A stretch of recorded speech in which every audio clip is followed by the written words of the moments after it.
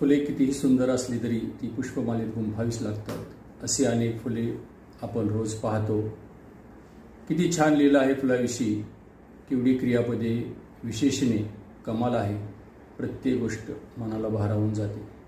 आपण मोगरा पाहिला, पारिजातक, बकोळ, चाफा, गुलाब, पहावा, रातराणी, कमळ, जास्वंद, मधुमालती अशी अनेक फुलं पाहिली.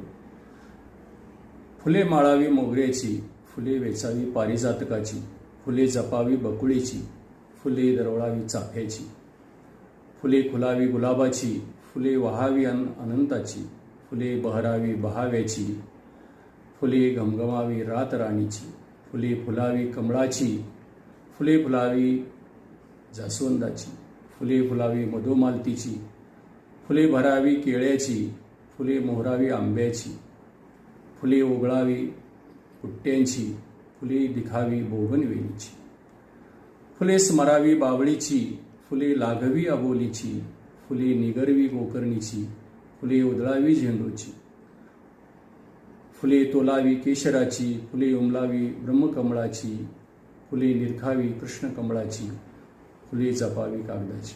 फुलाला मानवाच्या जीवनात अनन्यसाधारण महत्त्व आहे. रामकृष्ण आहे. धन्यवाद.